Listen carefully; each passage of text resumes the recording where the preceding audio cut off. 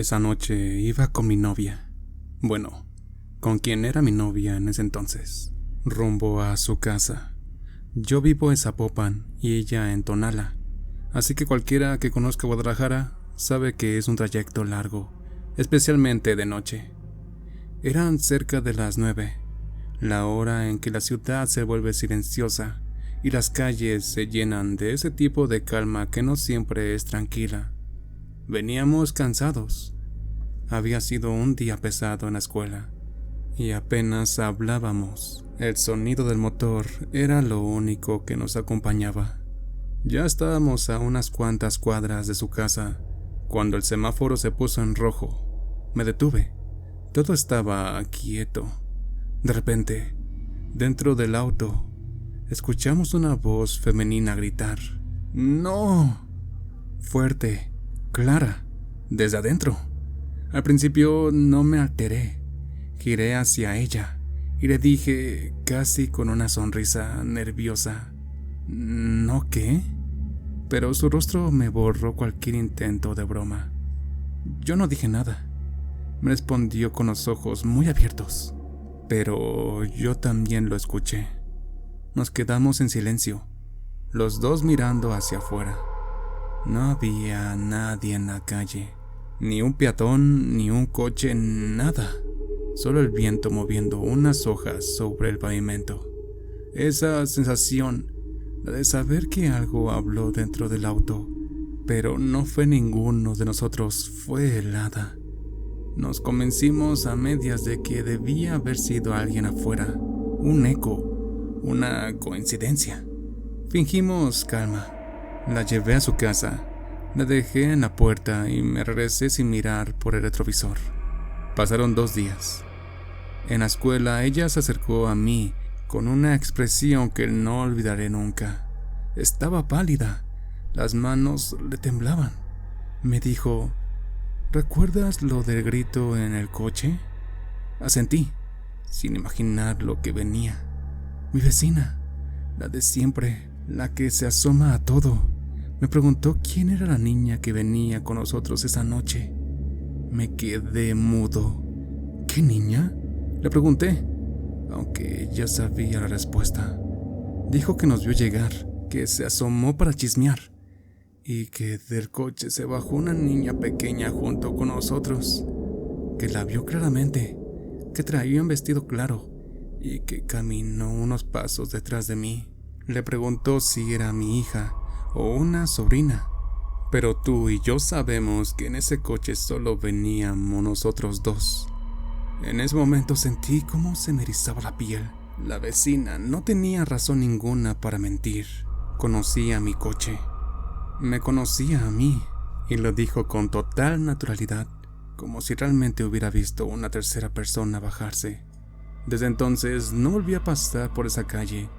Cada vez que manejo de noche y veo mi reflejo en el espejo retrovisor, no puedo evitar mirar un poco más, solo para asegurarme de que nadie más venga conmigo, porque la verdad, desde aquella vez, a veces escucho un leve suspiro detrás de mí, justo cuando el semáforo se pone en rojo, como si alguien esperara volver a bajarse.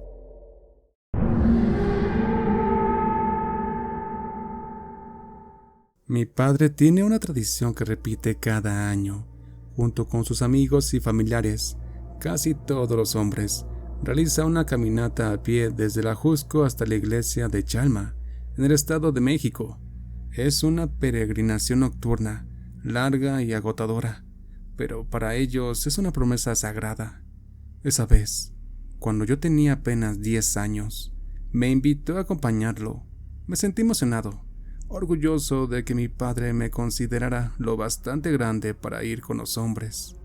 Nos dejó un camión en una parte alta de la Jusco, donde ya casi no hay carretera, solo el bosque, el frío y el silencio. Eran cerca de las 8 de la noche cuando comenzamos a caminar. Éramos unos 25 hombres, todos con mochilas, lámparas y abrigos gruesos. El sonido de las botas sobre la tierra y el viento entre los árboles eran lo único que rompía el silencio. Después de unas horas de marcha, Llegamos a una parte más plana del cerro. No había tantos árboles y una luna llena nos iluminaba el camino. Desde ahí podíamos ver perfectamente la silueta de las montañas alrededor, negras y gigantes bajo el brillo plateado. Fue entonces cuando las vimos. A lo lejos, en una ladera del cerro frente a nosotros, aparecieron dos bolas de fuego. Flotaban, subían y bajaban entre los árboles, moviéndose como si danzaran en el aire. Su luz se intensificaba y luego se apagaba un poco, como si respiraran. No eran antorchas, no eran fogatas, no había nadie allá arriba. Los primeros en notarlas comenzaron a silbar fuerte para alertar a los que iban más adelante y atrás. Las luces seguían moviéndose, cruzando entre los pinos, demasiado grandes, demasiado brillantes para ser algo normal. Alguien gritó: ¡Son brujas! ¡Son brujas! Algunos hombres traían cohetes pequeños, palomas, que usaban para espantar animales durante el trayecto. Los encendieron y los lanzaron al aire, esperando ahuyentar a lo que fuera que estaba allá.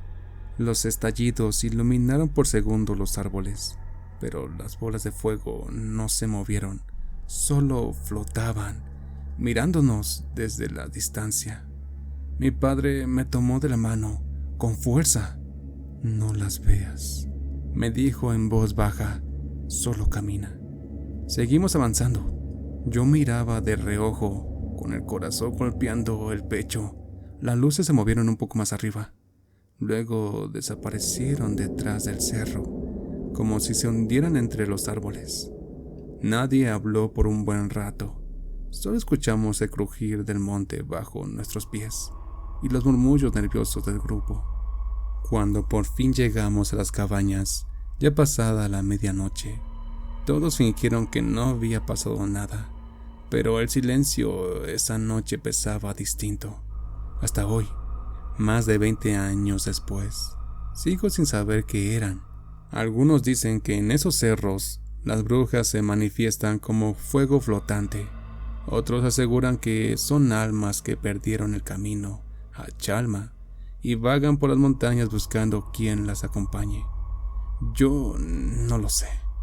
Solo sé que desde aquella noche, cada vez que veo una luz moverse en la oscuridad, recuerdo esas dos llamas suspendidas sobre el bosque, respirando en la distancia.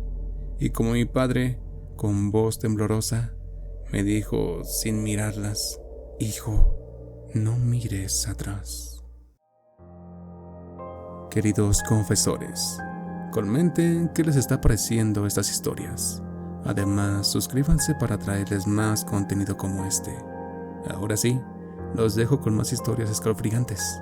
Tápense bien, cierren los ojos porque estamos a punto de adentrarnos a lo oscuro.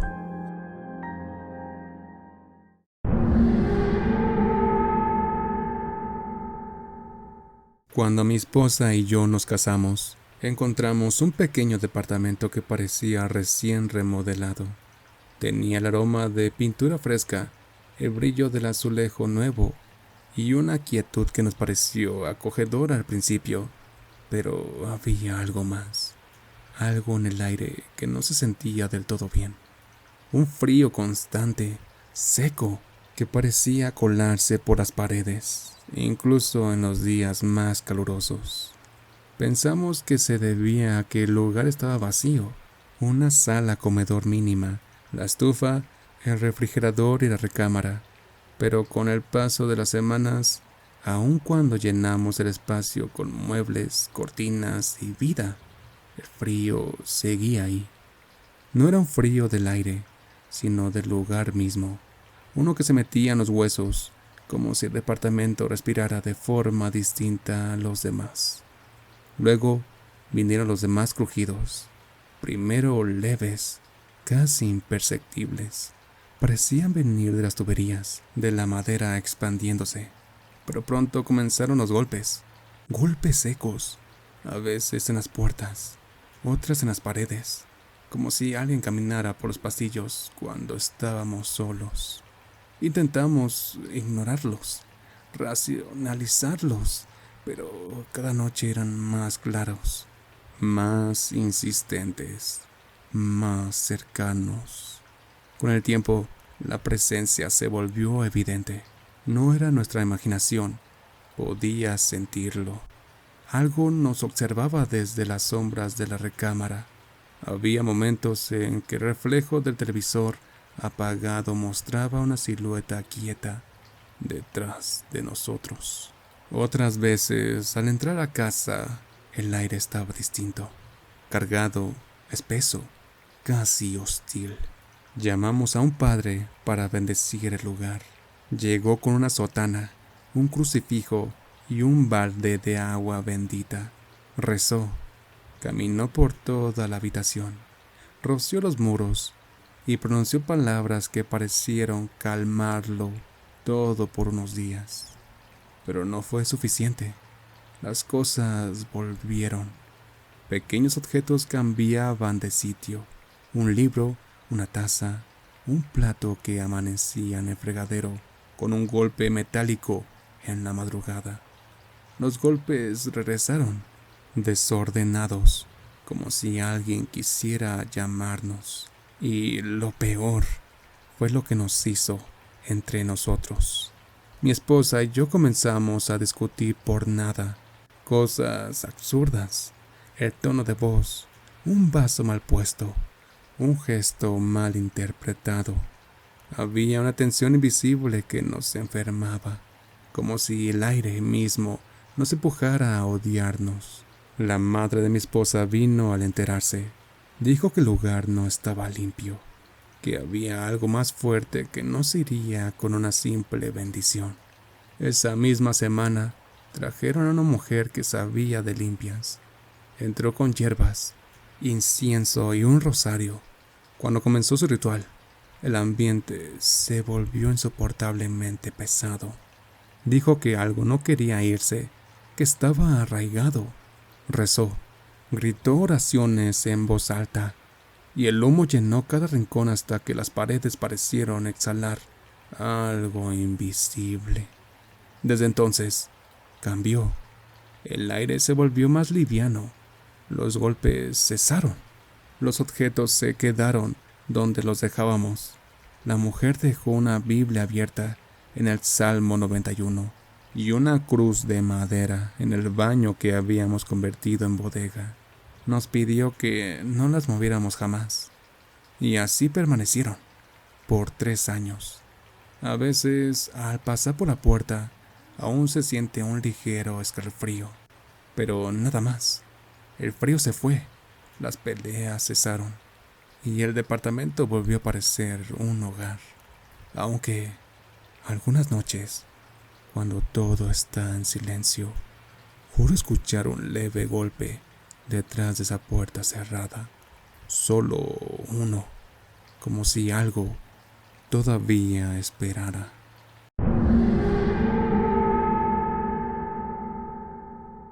No escribo para asustar a nadie. Lo hago porque necesito sacarlo, porque por más que pasen los años, hay cosas que uno nunca olvida, sobre todo cuando creces en una familia marcada por lo sobrenatural. Desde siempre se dice que mi abuelo materno hizo un pacto, nadie sabe con qué o con quién, pero desde entonces las cosas extrañas parecen seguirnos como una sombra que no envejece. A muchos en mi familia les han pasado cosas horribles, apariciones, susurros, maldiciones. Y a mí, por alguna razón, esas cosas me han eludido. Cuando era niño solía preguntar por qué nunca me pasaba nada.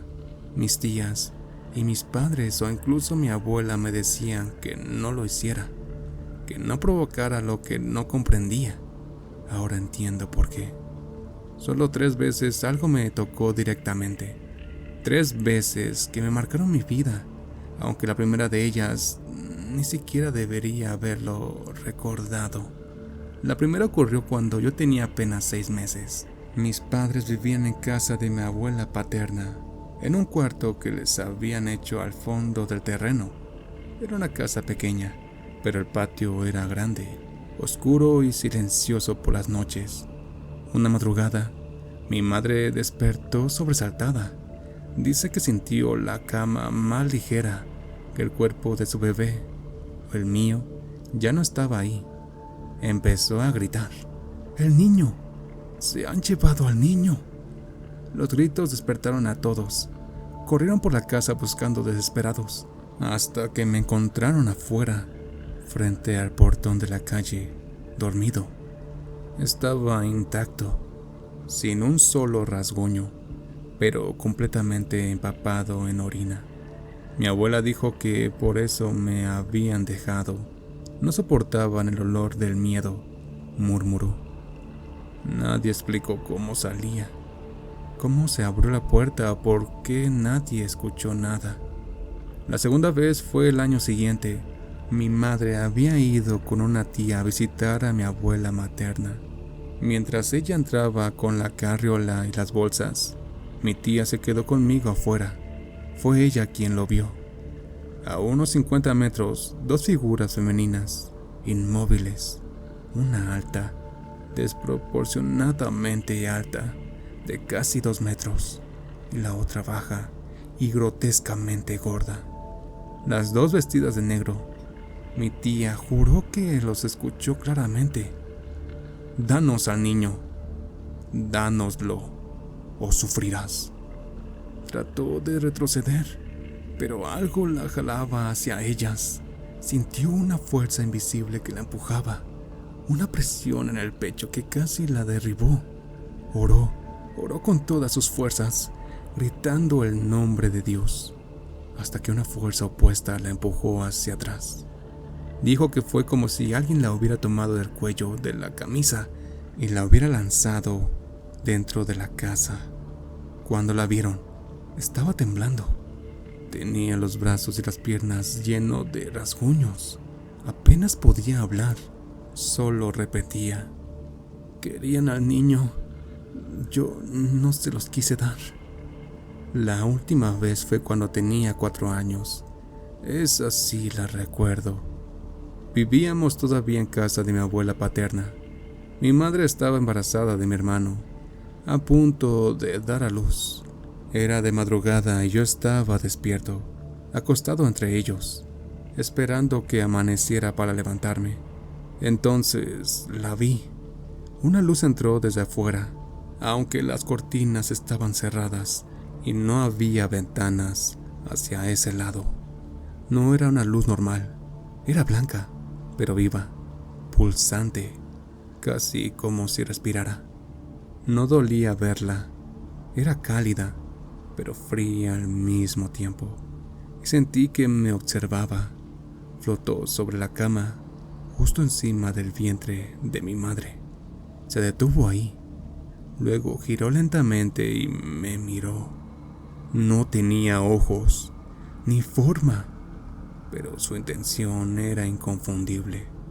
Me observó, luego a la panza de mi madre, y de nuevo a mí, varias veces. Dio una vuelta alrededor de la cama y se desvaneció. No sentí miedo, pero tampoco paz. Era como si algo hubiera venido a revisar, a confirmar algo. Después de eso, nunca me volvió a pasar nada directamente, pero las historias no acabaron ahí. Mis primos, mis tíos, todos han tenido sus propias experiencias, y cada una parece un eco de ese pacto que mi familia nunca pidió, pero al parecer nunca terminó. Si quieren, puedo contarlas, pero les advierto algo. En mi familia, cuando uno empieza a hablar de estas cosas, algo siempre escucha.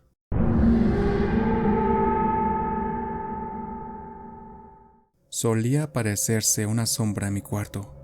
No cualquier sombra, sino algo que parecía tener vida propia. Era alta, demasiado alta, con una gabardina larga que rozaba el suelo y un sombrero que ocultaba por completo su rostro.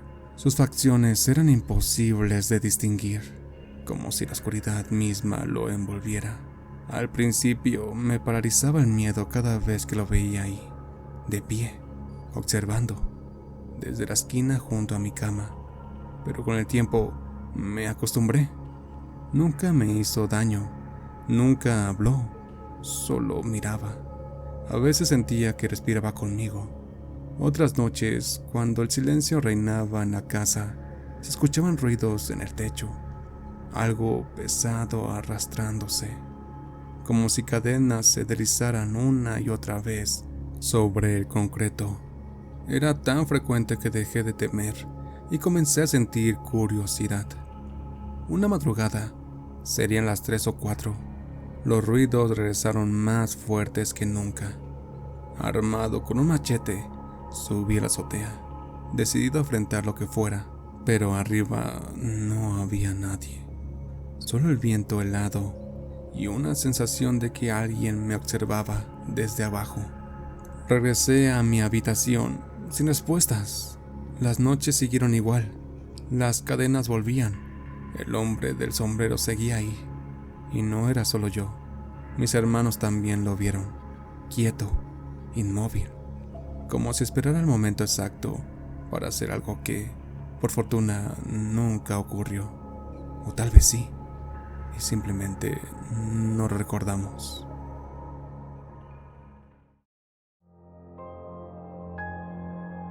Y así terminan estas confesiones de lo inexplicable, desde voces que gritan desde un coche vacío, hasta sombras que observan en silencio desde la oscuridad.